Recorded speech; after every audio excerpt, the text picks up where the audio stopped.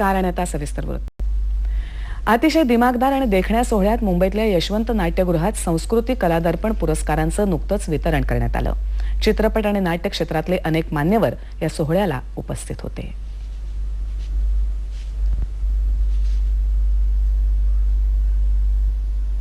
सोहळ्यात पांगिरा चित्रपटानं बाजी मारली।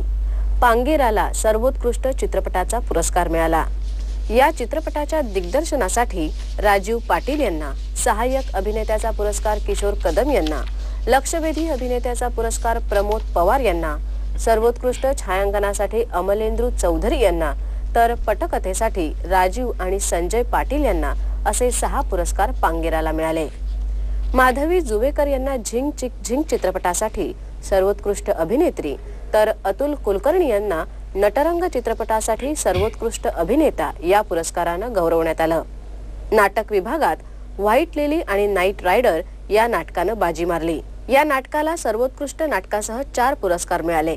रसिका जोशी यांना सर्वोत्कृष्ट अभिनेत्री, तसंच या नाटकासाठी सर्वोत्कृष्ट दिग्दर्शन आणि लेखनासाठी रसिका जोशी आणि मिलिंद फाटक यांना गौरवण्यात आलं। प्रशांत दामले यांना बहुरूपी नाटकासाठी सर्वोत्कृष्ट अभिनेत्याचा पुरस्कार मिळाला।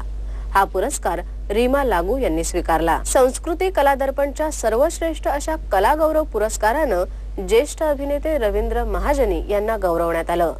महाजनी यांनी आपल्या कारकिर्दीचे हळवे टप्पे यावेळी उपस्थितांसमोर उलगडले। मला वाटतं हा जो गौरव आहे हा मी केलेल्या कामापेक्षा माझ्यावर झालेल्या ह्या चित्रपटसृष्टीमधल्या संस्काराचा गौरव आहे। जे मी ज्या दिग्गजांबरोबर काम केलं, ज्यांच्या प्रतिभेमुळे मला माझ्यात कलागुण आले आणि त्याच्यामुळे माझ्या हातून ज्या कलाकृती झाल्या त्याचा हा गौरव आहे। ETVवरच्या अनामिका या मालिकेला सर्वोत्कृष्ट मालिकेचा पुरस्कार मिळाला, तर सर्वोत्कृष्ट वृत्तवाहिनीसाठी झी 24 तास या वृत्तवाहिनीला गौरवण्यात आलं।